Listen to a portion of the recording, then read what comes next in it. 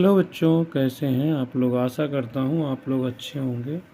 और जैसा कि अब बोर्ड की परीक्षाएं समाप्त हो गई हैं, मैथ का पेपर समाप्त हो चुका है, तो मैं आपके लिए मैथ के जो बेसिक का पेपर है उसका सलूशन लेके आया हूँ, जो आपके लिए चेक करने में भी उपयोगी साबित होगा और जो आपको आने वाली परीक्षाओं में भी उपयोगी साबित होगा। तो उसका जो फर्स्ट क्वेश्चन है वो है सेक्शन ए का, इन the given figure graph of polynomial P x is shown, number of zeros P x. तो यहाँ पर एक्स एक्सिस पर ये जीरोज यहाँ पर होंगे 3, क्योंकि 1 2 3 टाइम्स कट कर रहा है, तो कितने जीरोज हो जाएंगे 3 जीरोज। और जो सेकंड क्वेश्चन है इसमें हमें 22 टर्म फाइंड करना है ए पी का, 3/2 ये हमारा ए हो गया। और जब कॉमन डिफरेंस निकालेंगे -1 आएगा, तो इसको सॉल्व करेंगे जब a+21 a+n-1d, तो सॉल्व करके आएगा -39/2, ये होगा a22 टर्म। अब क्वेश्चन नंबर जो हमारा 3 है, the line 2x - 3y = 6 intersect x axis at. तो इसमें हम जब एक्स एक्सिस इंटरसेक्ट कर रहा है तो इसका मतलब y का कोऑर्डिनेट 0 होगा, तो a और b वैल्यू तो हो ही नहीं सकती है, क्योंकि y की वैल्यू c और d में 0 है। अब -2 रखेंगे तो -4 आ जाएगा, जो कि नहीं है होगा, LHS बराबर RHS नहीं आएगा। और 3 2 6, तो इसका मतलब जो ऑप्शन है वो हमारा D करेक्ट है, थर्ड का। और क्वेश्चन नंबर 4 जो है, 2 identical cone are join in the figure if the radius of base 4 centimetre and slant height of cone is 6 centimetre, then height of the solid is. तो ये solid है, जो इसकी स्लैंट हाइट है 6 है और ये 4 है, तो 6 का स्क्वायर -4 का स्क्वायर अंडर रूट करेंगे तो क्या आ जाएगा, 36 में से 24 माइनस हो गया, तो आ जाएगा, जो सॉल्व करेंगे तो जो निकलेगा हमारा वो आएगा 2√5। जो h आएगा वो 2√5 आएगा।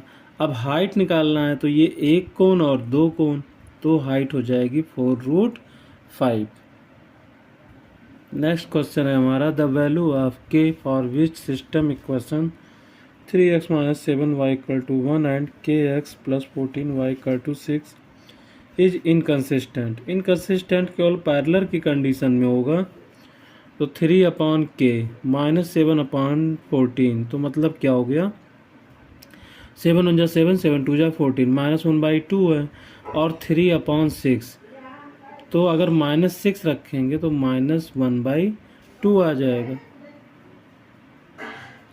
तो ये सॉल्व करके आएगा सॉल्यूशन हमारा a का -6। नेक्स्ट क्वेश्चन है हमारा, 2 dice are roll together, the probability of getting a sum more than 9। तो जब सॉल्व करेंगे हमारा टोटल प्रोबेबिलिटी 36 होगी, और मोर देन 9 की जो प्रोबेबिलिटी आएगी वो हमारी जैसे 4 6 से स्टार्ट होगी, 5 5, तो कुल मिला के 6 आएंगे, तो 6/36 सॉल्व करेंगे तो 1/6 आ जाएगा।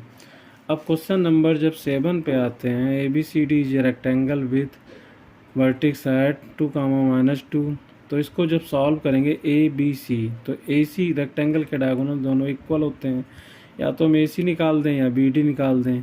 तो सॉल्व करेंगे तो डायगोनल की जो लेंथ आएगी वो आएगी 2√26, √104 आएगा सॉल्व करके, और उसको जब सॉल्व करेंगे तो 2√26 हो जाएगा।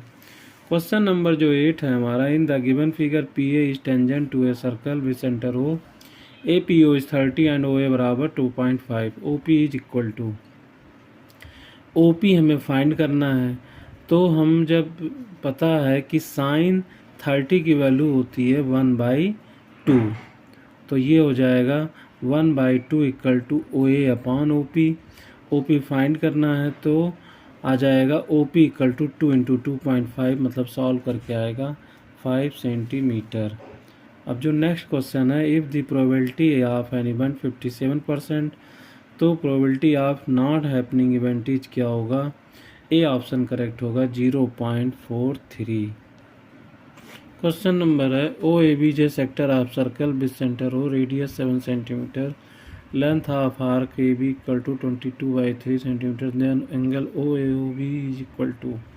इसमें जब हम length of arc 22/3 equal to 3/थीटा upon 360 into 2 into 22/7 into R की जगह 7 होगा, तो थीटा इंटू 360 ये बचेगा हमारा। सॉल्व करेंगे जब तो सॉल्व करके आएगा 66 डिग्री आंसर, यही हमारा आंसर होगा। अब जो क्वेश्चन नंबर 11 है हमारा वो है ए बी सी में डी ई पैरेलल है बी सी के, तो x+1/3 इक्वल टू 2x+1/4। इसको जब सॉल्व करेंगे तो x की वैल्यू आएगी 1/2 थेल्स थ्योरम से। और क्वेश्चन नंबर जो 12 है हमारा, अगर 3 कॉइन को कॉस किया टोटल पॉसिबिलिटी 8 होंगी, और जो 1 कॉइन एग्जैक्ट शो कर रहा हो हेड, तो इसके लिए पॉसिबिलिटी होगी 3, मतलब फेवरेबल आउटकम्स 3 है तो 3/8, यही हमारा डी आंसर होगा।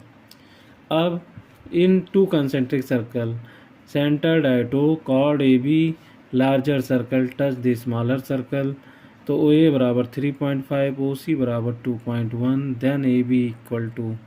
इसमें ये क्या होता है, ये 90 डिग्री है तो ये राइट एंगल ट्रायंगल हो गया। अब हमें ए बी निकालना है, तो पहले ए सी निकालेंगे, ए सी का दुगना करेंगे, तो ए सी आएगा हमारा 2.8 सेंटीमीटर, क्योंकि ए सी बराबर होगा ए ओ स्क्वायर माइनस ओ सी स्क्वायर अंडर रूट 3.5 का होगा 1 2.25, 2.1 का होगा 4.41, माइनस करेंगे 7.84 आ जाएगा, और इसको जब सॉल्व करेंगे तो 2.8 इसका दुगना 5.6, मतलब हमारी डायमीटर ए बी जो कॉर्ड ए बी है उसकी लेंथ होगी 5.6 सेंटीमीटर।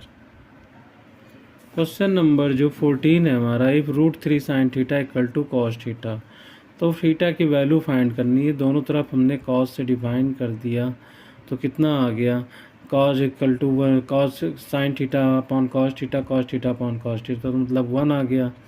अब ये यहाँ पर है √3, मतलब tan थीटा हो जाएगा साइन अपॉन कॉस, तो यहाँ धर आएगा तो ये 1/√3 हो जाएगा।